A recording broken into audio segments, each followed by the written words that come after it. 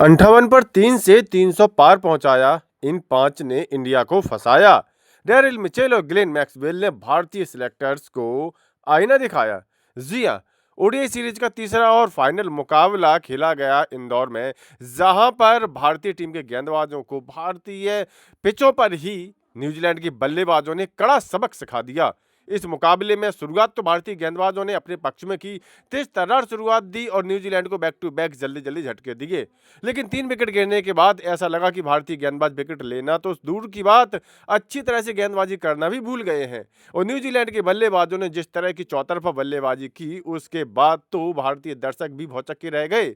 यहां पर भारतीय गेंदबाजों की मनमापे कुटाई करते हुए न्यूजीलैंड के बल्लेबाजों ने चौथे विकेट के लिए दोहरी शतकीय साझेदारी निभा करके न्यूजीलैंड को 300 के पार पहुंचा दिया। और इस मुकाबले में जहां पर पूरी सीरीज दांव पर लगी है, एक बार फिर से भारतीय गेंदबाजों की कमजोरी की कलई खुल गई है। इस मुकाबले की बात करें तो इस मुकाबले में भारतीय गेंदबाजों हर्षित राणा और अर्शदीप सिंह ने भारत को मनमाफिक शुरुआत दिलाई, जहां पर न्यूजीलैंड के 2 विकेट मात्र 5 रन पर ही उखड़ गए। जहां पर माइकल ब्रेसवेल 0 रन पर 5 रन के कुल स्कोर पर निकल लिए, वहीं पर 5 रन के स्कोर पर दूसरे ओपनर ड्वेन कॉनवे भी आउट हो गए। और इस तरह से न्यूजीलैंड का स्कोर एक समय 5 रन पर 2 विकेट हो गया था। 58 रनों के कुल स्कोर पर बिल यंग भी निपट लिए और इसी के साथ ऐसा लगा कि अब तो भारतीय गेंदबाज इस मैच में पूरी तरह से हावी हो जाएंगे और न्यूजीलैंड को 200-250 के बीच ऑल आउट कर देंगे। लेकिन यहीं से न्यूजीलैंड के बल्लेबाजों का वो तूफान शुरू हुआ, जिसकी कल्पना ना तो भारतीय दर्शकों ने की थी, ना ही भारतीय गेंदबाजों ने की थी। इसके बाद डेरिल मिचेल और ग्लेन फिलिप्स ने जो मोर्चा संभाला, तो दोनों बल्लेबाज शतक मार करके ही दम लिए। जी हां, भारतीय गेंदबाजों के एक छोटे से अच्छे प्रदर्शन के चलते न्यूजीलैंड की खराब शुरुआत रही इस मुकाबले में। 58 रनों पर 3 विकेट गिरने के बाद फिर न्यूजीलैंड के बल्लेबाजों डेरिल मिचेल और ग्लेन फिलिप्स का तूफान आ गया। दोनों ही बल्लेबाजों ने चौथे विकेट के लिए 219 रनों की शानदार साझेदारी निभा डाली। न्यूजीलैंड के बल्लेबाजों के इस जोरदार कमबैक की अगुवाई की डेरिल मिचेल ने, जिन्होंने की सीरीज का बैक टू बैक अपना दूसरा शतक जड़ दिया। डेरिल मिचेल ने इस मुकाबले में कुल 137 रनों की पारी खेली, जिसमें 3 आसमानी छक्के शामिल थे।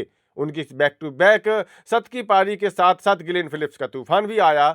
ग्लेन फिलिप्स ने इस मुकाबले में 106 रन बनाए और उन्होंने भी 3 आसमानी छक्के लगाए। कुल मिलाकर के यहां पर भारतीय तेज गेंदबाजों के बाद जैसे ही स्पिन आक्रमण शुरू हुआ, न्यूजीलैंड के बल्लेबाज एकदम से टूट पड़े।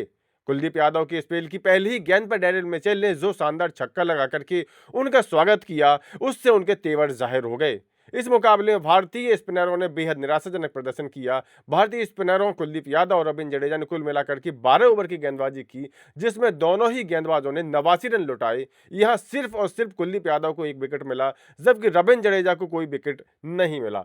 यहां पर भारतीय सिलेक्टर्स के ऊपर यह बहुत बड़ा क्वेश्चन मार्क है कि उन्होंने भारतीय स्पिन गेंदबाजी को इतना दयनीय बना दिया है। जहां पर वो रविंद्र जडेजा को लगातार ओडीआई में ढो रहे हैं, वहीं कुलदीप यादव को उन्होंने कुछ इस तरह से ट्रीट किया कि कुलदीप यादव विकेट लेने तो दूर, वो अब महंगे और साबित हो रहे हैं और जोरदार रन लौटाए जा रहे हैं।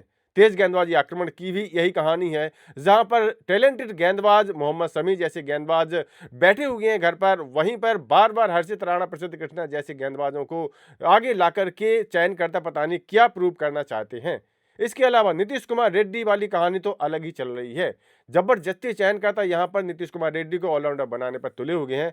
भाई मैं आपसे हर बार कह रहा हूं, नीतीश कुमार रेड्डी ऑलराउंडर नहीं है, लेकिन पता नहीं किस हिसाब से उनको बार बार ऑलराउंडर के रूप में टीम में शामिल कर लिया जाता है। अभी हाल ही में बिहार टीम के कप्तान आकिब नबी ने जिस तरह के धमाकेदार प्रदर्शन किया था, बल्लेबाजी भी अच्छी करते, गेंदबाजी भी अच्छी करते, भाई वो है ऑलराउंडर। एक आध बार उनको भी मौका देकर के देख लीजिए। लेकिन ऐसा नहीं होने वाला है। मुझे पता है कि भारतीय चयनकर्ताओं ने 2-4 खिलाड़ियों का एक पूल बना रखा है और लौट पलट करके वो उन्हीं खिलाड़ियों को वापस सुनते रहते हैं। भारतीय टीम का प्रदर्शन चाहे जैसा हो, वो हम यहाँ पर देख ही रहे हैं।